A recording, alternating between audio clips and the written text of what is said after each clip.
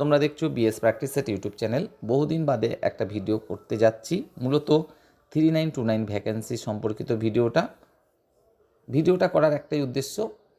2014 TET pass যে সমস্ত ক্যান্ডিডেটরা আজও পর্যন্ত চাকরিটা পায়নি এবং যারা কিনা গতকালকে সুপ্রিম কোর্টে মুখ থুবড়ে পড়ে, অর্থাৎ 3929 ভ্যাকেন্সির প্রতি তাদের যে অধিকার সেটা হারানোর পরে যারা কিনা দাবি করছে যে 17 টেট পাসদের ষড়যন্ত্রের কারণে 17 টেট পাসদের দায়ী করছে যে 17 টেট পাসদের জন্যই তারা এই 3929 ভ্যাকেন্সিটা পেল না, মূলত তাদের উদ্দেশ্যেই এই ভিডিওটি। দেখো, 3929 ভ্যাকেন্সি তোমরা পেলে না কেন, মূল কারণটা আমি তোমাদের সামনে তুলে ধরার চেষ্টা করছি। 16,500 নিয়োগের সময় তোমরা আরটিআই করে জানতে পারলে 3929 ভ্যাকেন্সি পড়ে আছে। ওই ভ্যাকেন্সিটা তোমরা স্বাভাবিকভাবেই আদালতের দ্বারস্থ হবে যে তোমাদেরকে দেয়া হোক, এটুকু ঠিক আছে। আমিও তোমাদেরকে কিন্তু সমর্থন জানিয়েছিলাম যে অবশ্যই তোমরা সেটা করো, কিন্তু তোমরা মাঝখান থেকে কি করলে, শুধু সেটুকু না করে উল্টো 17 টেট পাসদের কাঠি করতে চাইলে। কীরকমভাবে? পর্ষদ যে 11,765 ভ্যাকেন্সি নোটিফিকেশান দিয়েছিল সেখানে কোথাও কোনোভাবে উল্লেখ ছিল না 3929 ভ্যাকেন্সি ক্যারি ফরওয়ার্ড হয়ে এখানে এসছে। পর্ষদ শুধুমাত্র মৌখিকভাবে বলছে যে হ্যাঁ এটা হয়েছে।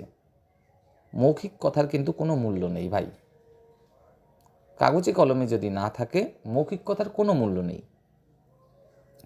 তারপরেও পর্ষদের তালে তাল দিতে গিয়ে তোমরা মাঝখান থেকে 17দের কাঠি করে বসলে এবং তোমরা এখানে দাবি করে বসলে ওই 11,765 থেকেই 3929 ভ্যাকেন্সি কেটে নিয়ে তোমাদেরকে দিতে হবে।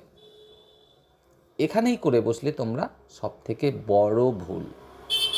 যদি সেটা না করতে তোমরা শুধুমাত্র এটাই দাবি জানাতে কোর্টে গিয়ে 3929 তোমাদের ভ্যাকেন্সি পড়ে আছে সেটা তোমাদের দেয়া হোক, 17 প্রসঙ্গে যদি কোনো উল্লেখ তোমরা না করতে, অর্থাৎ 11,765 ভ্যাকেন্সি সম্পর্কে তোমরা যদি কোনো কাটা না করতে, সেক্ষেত্রে আমার মনে হয় 17 টেট পাসরা কিন্তু তোমাদের বিরুদ্ধে লড়তো না। আর যখনই লড়তো না তখন কিন্তু তোমাদের অনেকটা সম্ভাবনা ছিল 3929 ভ্যাকেন্সিটা পাওয়ার ক্ষেত্রে। কিন্তু তোমরা ওখানেই করে বসলে মহাভুল, আর যার খেসারত কিন্তু তোমাদেরকে আজ দিতে হলো সুপ্রিম কোর্টে। যখন তুমি অন্যায়ভাবে দাবি করবে যে 11,765 মধ্যেই ভ্যাকেন্সি আমাদের 3929 রয়েছে এবং সেটা কেটে নেওয়া হোক, তখন তো স্বাভাবিকভাবেই যারা 17 টেট পাস আছে তারা মানবে না। কেন মানবে না? কারণ এখানে তো ভাই কোনো উল্লেখই নেই যে 3929 ভ্যাকেন্সি এখানে আনা হয়েছে, তাহলে কিভাবে তারা মানবে? তাই 17 টেট পাসদের দোষারোপ করে কোনো লাভ নেই। দোষারোপ নিজেদেরকে করো, নিজেদের যে অকমন্যতা সেটাকে দোষারোপ করো। আশা করি বোঝাতে পারলাম।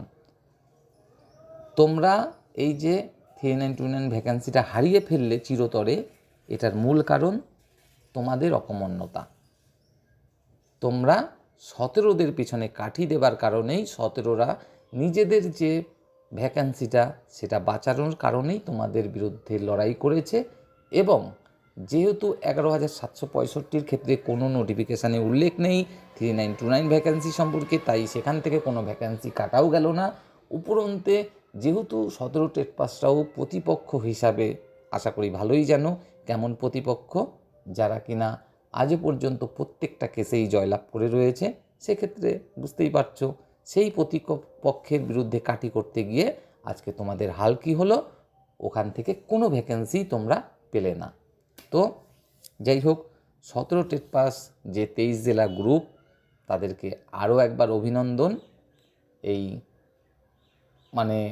অন্যায়ের বিরুদ্ধে লড়ার জন্য।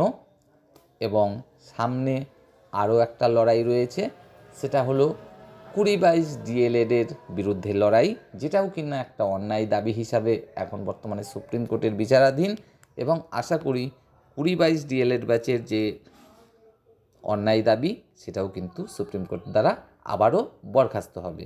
তো বেস্ট অফ লাক 23 জেলাকে। সকলে ভালো থেকো, বাই।